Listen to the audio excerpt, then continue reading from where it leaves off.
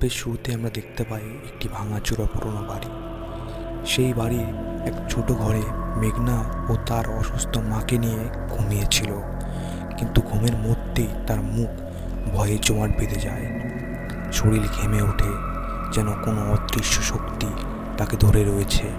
হঠাৎ হা হা হা চিৎকার করে ওঠে বসল মেঘনা। মোবাইলটা ক্রমাগত বেজে চলেছে। স্ক্রিনে লেখা শীতল কলিং। কাপা হাতে কল রিসিভ করলো। হ্যালো মেঘনা, কি হয়েছে তোর? এমন হাঁপাচ্ছিস কেন? শীতল, আবার সেই স্বপ্নটা সেই জায়গায় বারবার দেখছিস নাকি? হ্যাঁ, মনে হচ্ছে কেউ আমাকে ডাকছে, খুব ভয় লাগছে। শীতল হেসে বলল, পাগলি, ওটা তোর মনের ভুল। যেটাকে ভয় পাস সেটাই বারবার মাথায় আসে। আজ সন্ধ্যায় আমরা ঘুরতে যাচ্ছি, তুই চল। মায়ের কথা ভেবে দ্বিধাবোধ করলেও ও শেষমেশ রাজি হলো মেঘনা। রাতের পথ।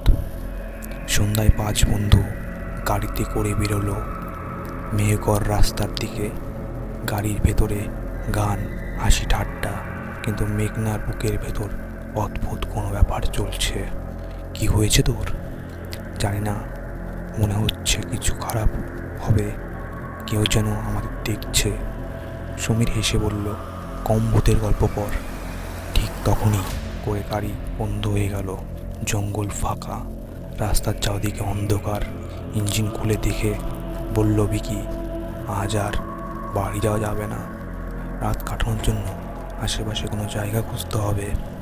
ঠিক তখনই মেঘনা পিস পিস করে বলল, এই জায়গাটা আমি চিনি, আমার স্বপ্নে আসে। এখানে একটি মহল আছে। বন্ধুরা প্রথমে হাসলো, কিন্তু মেঘনা জেদ করে জঙ্গলের ভেতরের দিকে নিয়ে গেল।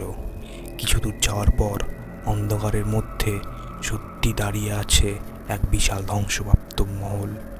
সবাই স্তম্ভ। মেঘনা ফিস ফিস করলো, আমি বলেছিলাম এই মহল আমাকে ডাকছিল। লণ্ঠনওয়ালা বৃদ্ধ মহলের সামনে পৌঁছাতেই অন্ধকার থেকে বেরিয়ে এলো, হাতে একটি লণ্ঠন। তার গলা কাঁপছিল। এখান থেকে চলে যাওয়া, বহু বছর ধরে সে ঘুমিয়ে আছে, জেগে উঠলে কেউ বাঁচবে না। সমীর ঠাট্টা করলো। বৃদ্ধ শুধু মেঘনার দিকে তাকিয়ে অদ্ভুত হাসি দিল, তারপর অদৃশ্য মহলের ভেতরে দরজায় ঝোলানো অসংখ্য তাবিজ। সমীর সেগুলি ছিঁড়ে ফেলল। ভেতরে ধুলো, জাল, পচা গন্ধ। হঠাৎ ফর ফর করে চামচিকে ঝাঁক ঝাঁপিয়ে পড়ল। সবাই দৌড়ে দরজার দিকে, কিন্তু দরজা নিচে থেকে বন্ধ। মনে হলো মহল আর তাদের ছাড়বে না। ঠিক তখনই চারদিক থেকে ভেসে এলো ঘুমরোর শব্দ। ধীরে ধীরে কাছে আসতে লাগলো নর্তকী ঘর। চামচিকে থেকে বাঁচতে দৌড়ে উপরে উঠে একটা ঘরে ঢুকে দরজা বন্ধ করে মেঘনা। ঘরের ভেতরে হঠাৎ ভেসে এলো এক করুণ গান। চাঁদের আলো জানলা দিয়ে ঢুকতে দেখা গেল এক নারী নর্তকীর পোশাকে পিঠ ফিরিয়ে নাচছে। ঘুমরোর শব্দে ঘর কাঁপছে। মেঘনা মন্ত্রমুগ্ধ হয়ে গেল। হঠাৎ নারীটি ঘুরে দাঁড়ালো।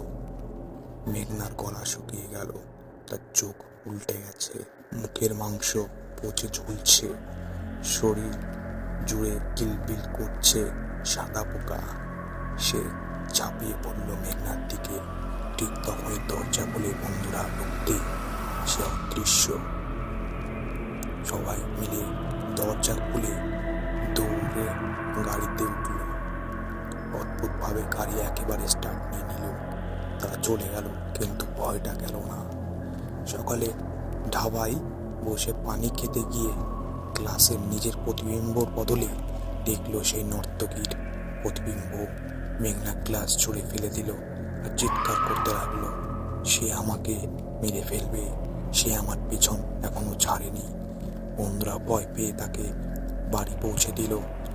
রাতে দরজায় টক টক শব্দ। মাকে না জাগিয়ে দরজা খুলল মেঘনা। বাইরে দাঁড়িয়ে ঘোমটা দেওয়া নর্তকী।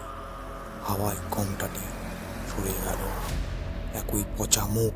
সে মেঘনার হাত চেপে ধরল, তার মুখ থেকে বেরোলো কালো ধোঁয়া।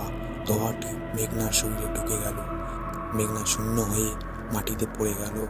দরজা নিজে থেকেই বন্ধ হয়ে ঘরের ভেতরে শুধু ভেসে এলো ঘুমরুর শব্দ।